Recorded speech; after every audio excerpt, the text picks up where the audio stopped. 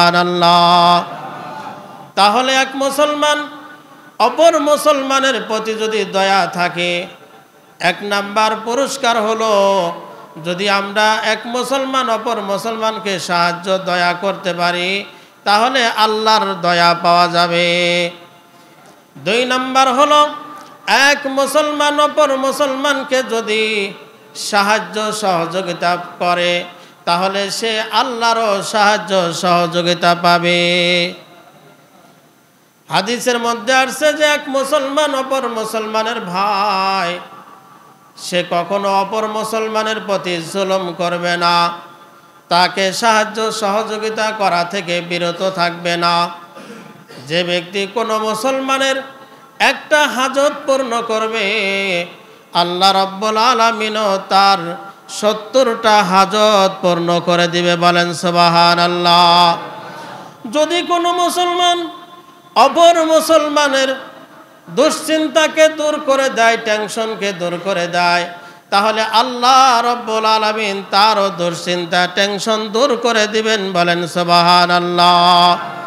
তাই বোঝা গেল যদি আমরা এক মুসলমান অপর মুসলমানকে সাহায্য করতে পারি, সরাসরি আল্লাহর সাহায্য আমরা পাব।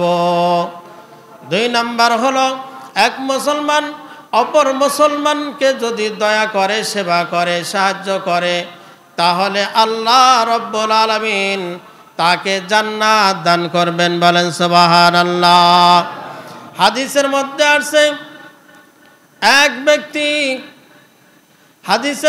আসছে এক ব্যক্তি কাউকে কিছু দান করলো, তাকে জিজ্ঞাসা করা হলো তুমি কিসের কারণে তাকে দান করলা বা সহযোগিতা করলা? তখন ওই ব্যক্তি বলে এর কারণে যেন আল্লাহ এবং তার রাসূল আমার উপর সন্তুষ্ট হয়ে যায়।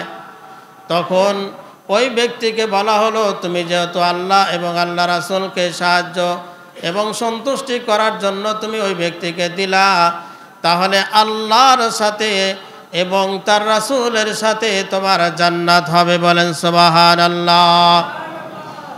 অন্য একটা রওয়ায়াতের মধ্যে আছে যদি কোনো মুসলমান অপর মুসলমানকে পিপাসার্ত ব্যক্তিকে পিপাসা দূর করার জন্য পানি পান করায়, আল্লাহ রাব্বুল আলামিন তাকে রহিকে মাকতুম থেকে পানি পান করাবে।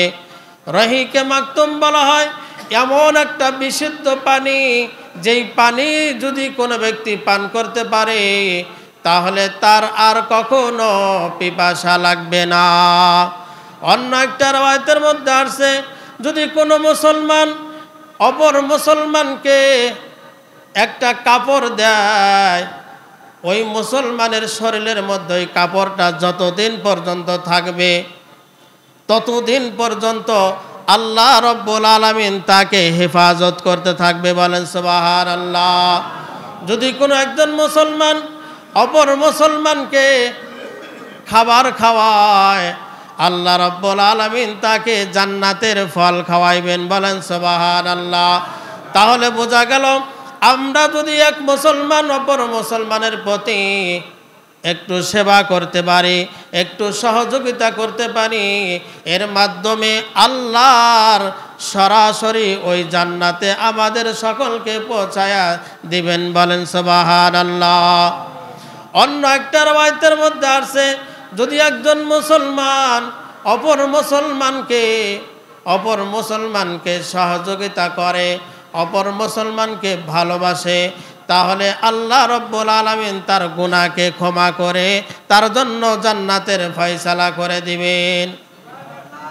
হাদিসের মধ্যে আসছে এক ব্যক্তি রাস্তা দিয়ে চলতেছিল, হঠাৎ করে একটা কষ্টদায়ক বস্তু রাস্তার মধ্যে পেয়ে গেল।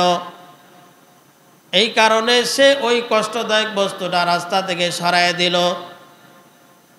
আল্লাহ রাব্বুল আলামিন এই নেক কাজ করার কারণে তার গুনাহকে ক্ষমা করে দিবেন। বলেন সুবহানাল্লাহ।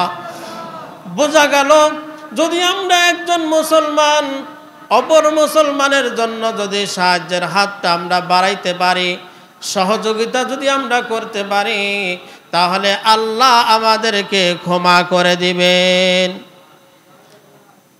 এটা গেল 4 নাম্বার। 5 নাম্বার হলো যদি কোনো মুসলমান অপর মুসলমানকে সাহায্য সহযোগিতা করে, তাহলে নফল নামাজ পড়লে যেই সওয়াব হবে, আল্লাহ রাস্তায় জিহাদ করলে যেই সওয়াব হবে, নফল নামাজ এবং জিহাদের চেয়েও বেশি সওয়াব দান করবেন। বলেন সুবহানাল্লাহ।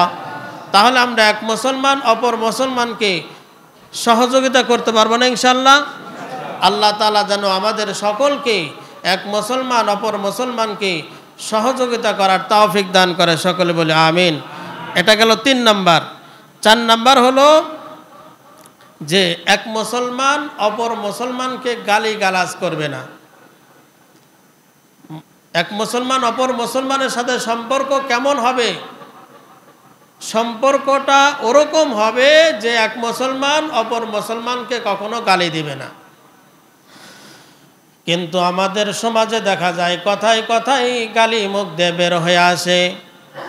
মুখ দিয়ে যদি গালি বের হয়ে যায় তাহলে আপনার কবিরা গুনাহ হয়ে যাবে। আর একটা কবিরা গুনাহ যদি আপনার মাধ্যমে সংগঠিত হয়ে যায়, একটা কবিরা গুনাহ আপনাকে জাহান্নামের জন্য যথেষ্ট হয়ে যাবে। এই জন্য এক মুসলমান অপর মুসলমানকে গালিগালাজ করা যাবে না, গালি দেওয়া যাবে না। আমরা যখন দেখি কোনো গাড়িতে উঠি, সেই গাড়ির লোকজন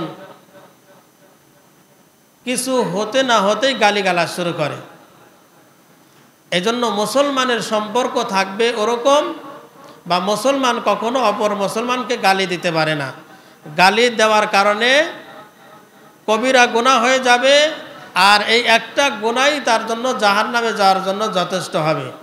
এই জন্য এক মুসলমান অপর মুসলমানের সাথে সম্পর্ক কেমন হবে যে তা মুসলমান কখনো অপর মুসলমানকে গালিগালাজ করতে পারে না।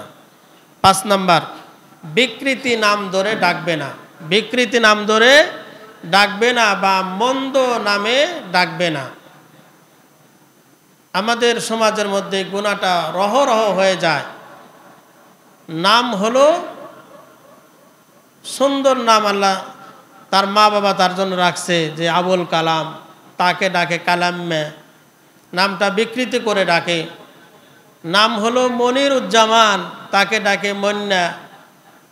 বা নাম হলো জসিম উদ্দিন, তাকে ডাকে জস্যা। কথা বলেন, ডাকে না এইভাবে? এটা ডাকা কবিরা গুনাহ, এবং এই কারণে যদি ওই ব্যক্তি কষ্ট পায় তাহলে আপনার জন্য জাহান্নাম হারাম হয়ে যাবে। বলেন না নাউজুবিল্লাহি মিন যালিক। এই জন্য এক মুসলমান অপর মুসলমানের সাথে সম্পর্ক কেমন হবে যে অপর মুসলমানকে কখনো মন্দ নামে ডাকবে না, তাকে বিকৃতি নামে ডাকবে না। সুন্দর করে মা বাবা যে নামটা তাকে তার জন্য রেখেছে, ওই নাম সুন্দর করে যদি আমরা ডাকতে পারি, সুন্দর নামে যদি আমরা আহ্বান করতে পারি, তাহলে ওই মুসলমানের সাথে ভালোবাসা সৃষ্টি হয়ে যাবে। কোরআন এবং হাদিস বলে এক মুসলমান অপর মুসলমানের সাথে ভালোবাসা রাখবে। এই ভালোবাসাই আমাদেরকে টেনে নেবে জান্নাত পর্যন্ত। মান আহাব্বা লিল্লাহ, আল্লাহর জন্য যদি একজন মুসলমান অপর মুসলমানকে ভালোবাসে, এই ভালোবাসার কারণে তার ঈমানটা পূর্ণাঙ্গ হয়ে যাবে। আর ঈমান যখন পূর্ণাঙ্গ হয়ে যাবে তখন ওই ব্যক্তি সরাসরি জান্নাতে চলে যাবে। বলেন সুবহানাল্লাহ। তাই বিকৃতি নামে ডাকা যাবে না। 6 নাম্বার হলো এক মুসলমান অপর মুসলমানকে কখনো গীবত করবে না।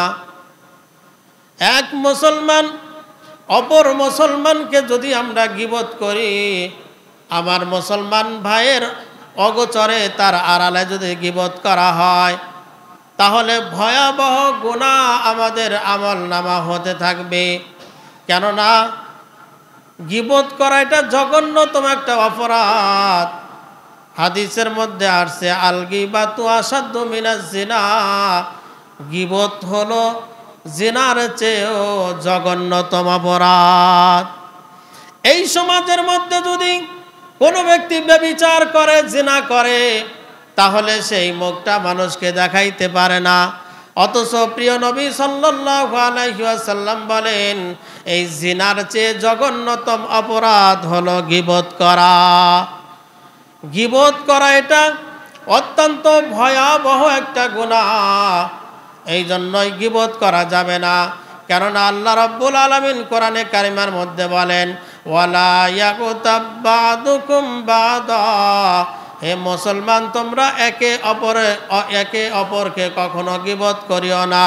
গীবত যদি তোমরা করতে থাকো তাহলে তোমাদের আমল নামা যেই সব হয়েছে, যার গীবত তোমরা গাইতে থাকবা তার আমল নামা সেই সব অটোমেটিকভাবে চলে যাবে। তাই তো হাদিসের মধ্যে আসছে কাল কিয়ামতের ময়দানে যখন আল্লাহ তার বান্দার